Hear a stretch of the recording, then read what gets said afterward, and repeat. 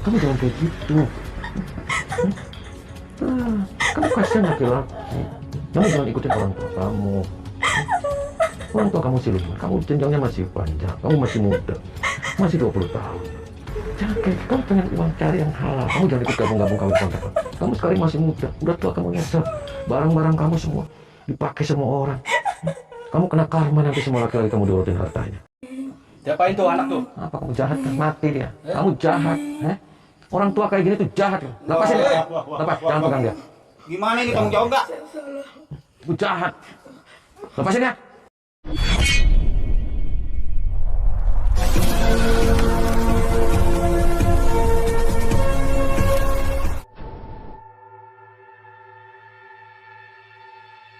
Assalamualaikum warahmatullahi wabarakatuh. Sahabat pemirsa yang dirahmati Allah Subhanahu wa Ta'ala. Selamat menyimak kembali kisah dakwah Ustadz Kang Ujang Bustomi, dan semoga keberkahan senantiasa terlimpahkan kepada kita semuanya. Kisah ini adalah tentang misi Kang Ujang Bustomi untuk membongkar praktek kawin kontrak di sebuah kampung pedalaman. Para warga di kampung tersebut meminta para anak wanitanya untuk melakukan kawin kontrak demi bisa menguras harta dari para pria kaya. Dan anehnya, praktek yang penuh dosa itu juga didukung oleh para aparat di kampung tersebut.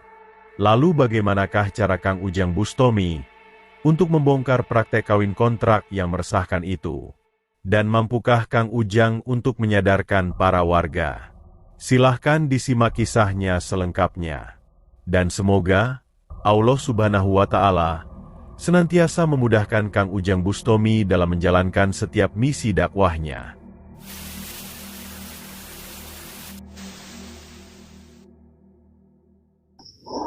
Allahumma sholli ala Muhammad ya Rabbi sholli alaihi wa sallim. Allahumma sholli ala Muhammad ya Rabbi sholli alaihi wa sallim. Rabbi fanfa'na ببركتهم واهدنا الحسنى بحرمتهم ربي فانفعنا ببركتهم واهدنا الحسنى بحرمتهم.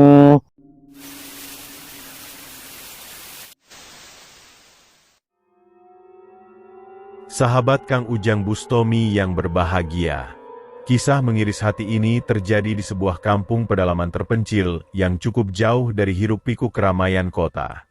Yang mana, praktek menyimpang yang sangat membahayakan itu terjadi di sana. Hal tersebut disampaikan kepada Kang Ujang Bustomi, adalah dari beberapa orang yang menjadi kurban dari praktek kawin kontrak tersebut. Orang itu bercerita bahwa di kampung pedalaman yang terpencil itu, para orang tua yang memiliki anak wanita biasa diminta untuk melakukan kawin kontrak bersama para pria kaya.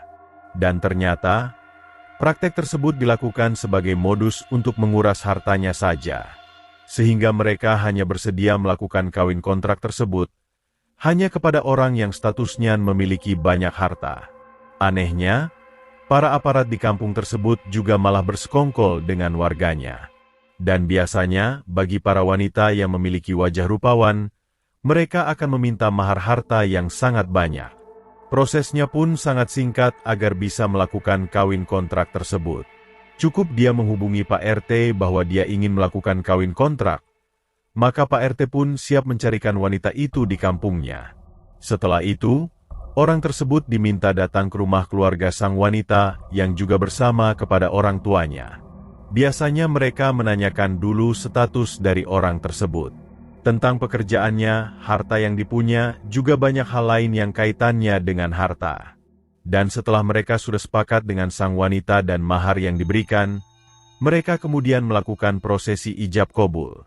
Ijab kabulnya pun juga sangat sederhana.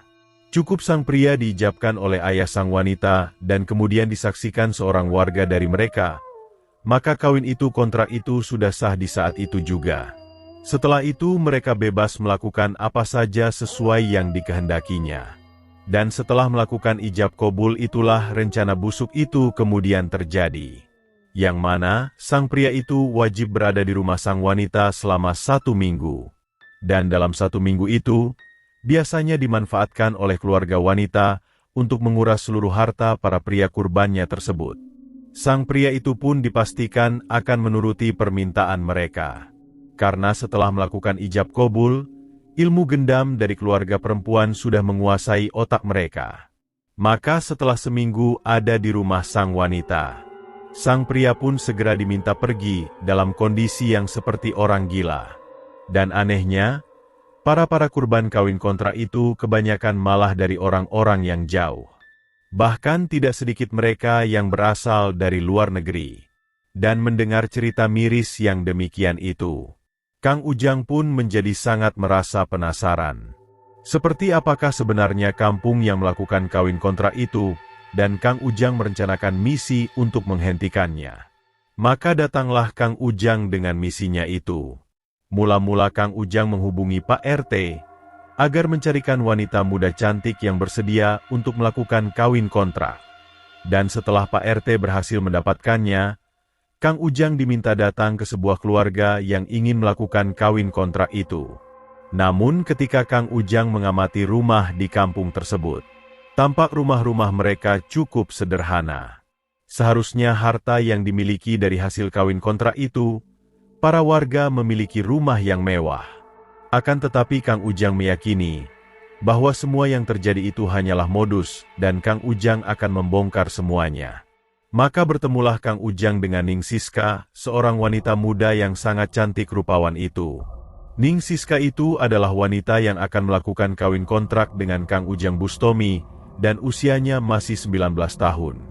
Dan dengan disaksikan oleh para RT, Kang Ujang pun memperkenalkan dirinya dan menyampaikan tujuannya.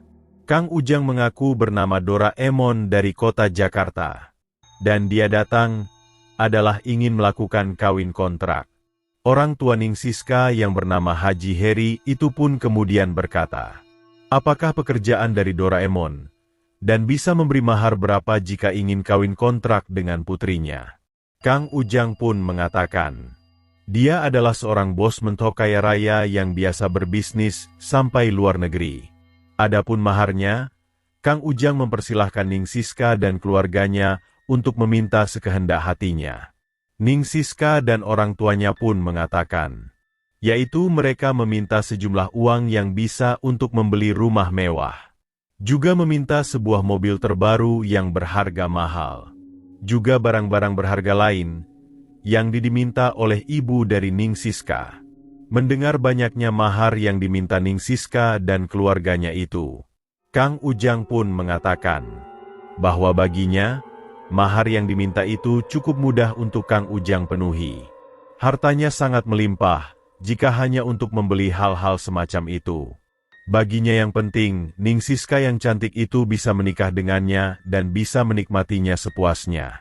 Maka setelah saling sepakat, Kang Ujang kemudian diminta untuk melakukan prosesi pernikahannya. Dengan disaksikan Pak RT, ayah Ning Siska pun menggenggam tangan Kang Ujang untuk melakukan prosesi ijab kabul. Setelah melakukan ijab kabul dengan ayah dari Ning Siska, Kang Ujang kemudian diberi air dalam gelas agar diminumnya.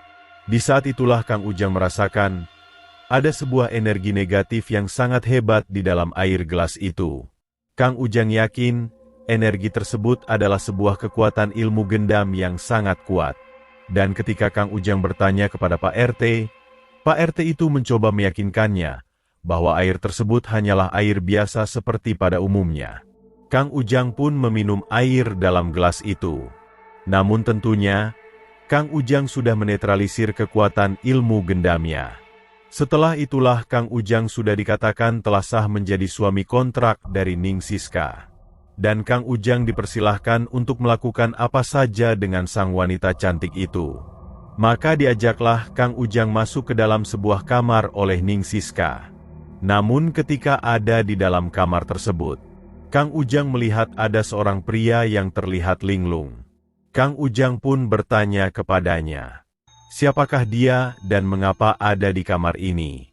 Pria itu pun kemudian mengatakan bahwa dia adalah berasal dari negara Thailand dan di rumah ini dia sudah 5 hari melakukan kawin kontrak dengan kakak perempuan dari Ning Siska.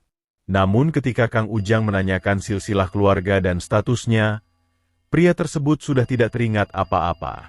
Sepertinya sang pria Thailand itu telah terkena gendam yang sangat kuat, sehingga dia seperti orang gila.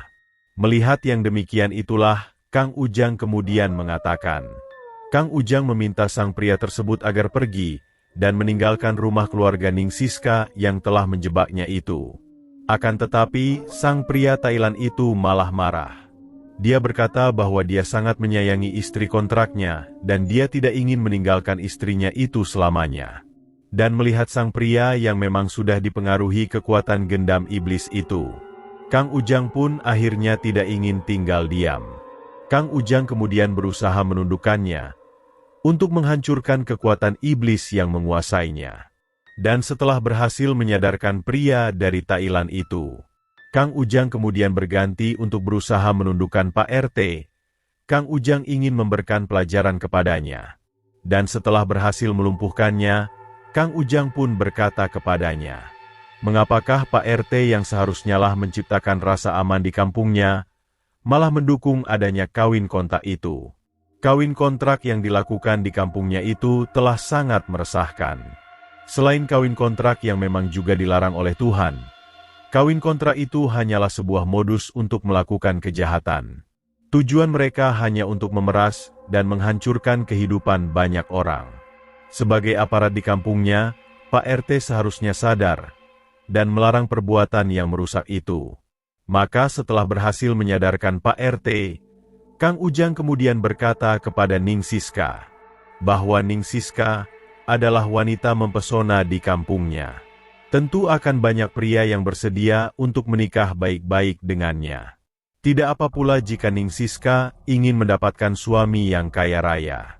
Tapi tentunya, tidak dilakukan dengan cara yang dilarang oleh Allah Subhanahu wa Ta'ala.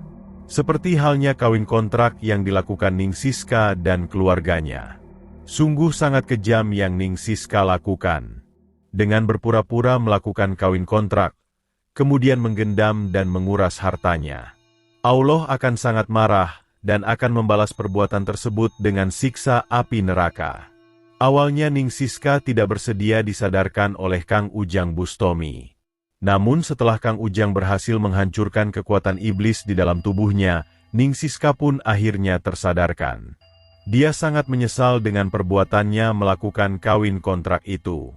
Dia meminta maaf kepada Kang Ujang Bustomi dan ingin bertobat dari dosa yang telah dia lakukan. Maka setelah berhasil menyadarkan Ning Siska, Kang Ujang berganti mencoba menyadarkan kakak Ning Siska yang kawin kontrak dengan pria dari Thailand itu. Namun lagi-lagi, niat baik Kang Ujang itu juga mendapatkan perlawanan. Kakak Ning Siska yang bernama Ning Kirana itu tetap bersikukuh dengan kejahatannya. Ning Kirana mengatakan, dia telah mendapatkan harta yang sangat melimpah dari praktek kawin kontraknya itu dan dia juga sangat bahagia melakukannya. Hendaknya lah Kang Ujang tidak ikut campur dengan urusan dirinya. Kang Ujang yang mengetahui bahwa Ning Kirana juga dikuasai kekuatan iblis, tidak ingin banyak bicara lagi.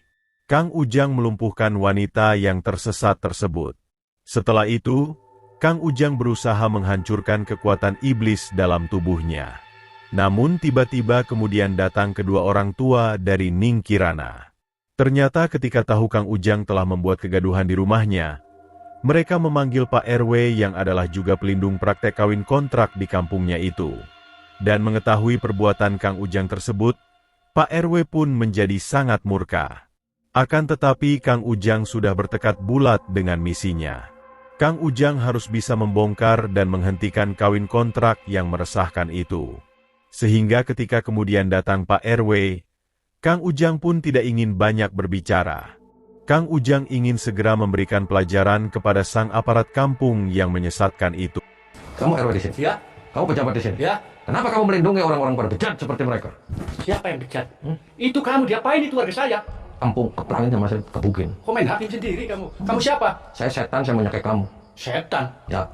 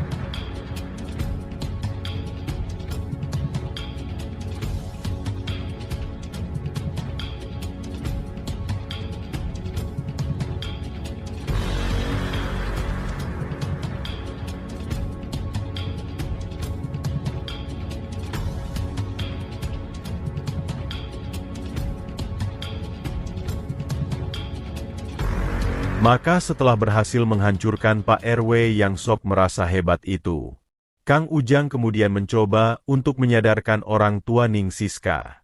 Kang Ujang meminta Haji Heri dan istrinya agar tidak lagi melakukan praktek kawin kontrak kepada dua anak perempuannya. Akan tetapi, sama seperti yang lainnya, Haji Heri juga bersikukuh dengan nafsu serakahnya. Sehingga tidak ada pilihan lain, Kang Ujang juga harus melakukan hal yang sama. Kang Ujang harus melumpuhkan dulu Haji Heri dan kemudian menghancurkan kekuatan iblis di dalam tubuhnya.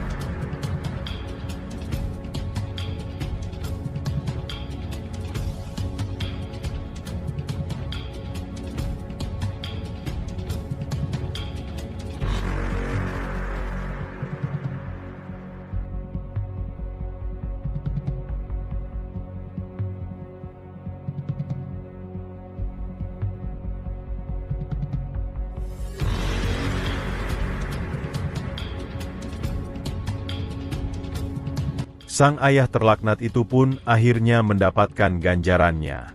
Ilmu hikmah Kang Ujang yang sangat hebat telah berhasil menghancurkannya.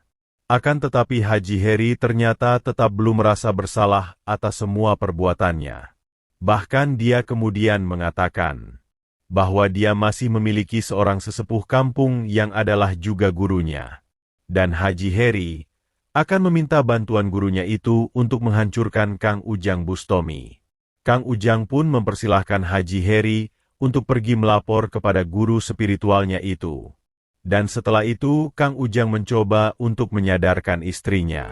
Kang Ujang mengatakan, seharusnya orang tua itu senantiasa mengajarkan kebaikan kepada anak-anaknya. Tidak malah mencontohkan keburukan, perbuatan yang dilarang oleh Allah Subhanahu wa Ta'ala. Kawin kontrak yang dilakukan Haji Her sekeluarga itu adalah perbuatan yang merusak, dan akan banyak kehidupan hancur karenanya. Kang Ujang kemudian meminta sang perempuan tersebut agar bertobat dan kembali menjalankan ajaran Tuhan Yang Maha Esa. Akan tetapi, sang perempuan setengah baya itu ternyata juga tidak jauh berbeda dengan suaminya. Dia masih tetap membenarkan kawin kontrak yang menurutnya telah memberikan banyak harta itu. Sehingga Kang Ujang kemudian harus kembali melakukan tindakan. Kang Ujang kemudian melumpuhkan sang perempuan, sekaligus juga untuk memberikan pelajaran. Setelah itulah ibu dari Ning Siska itu kemudian menyerah. Dia kemudian bertobat dan berjanji untuk tidak melakukan kejahatannya itu lagi. Terima kasih telah menyimak kisah dakwah yang penuh edukasi dan kemuliaan ini. Ambillah sisi positifnya dan buanglah sisi negatifnya. Tentunya kami juga berharap kisah dakwah yang kami sajikan ini bisa memberikan manfaat, juga menjadi petunjuk bagi para pemirsa. Dan semoga Allah Subhanahu wa Ta'ala senantiasa memberikan banyak karunia-Nya kepada kita semuanya.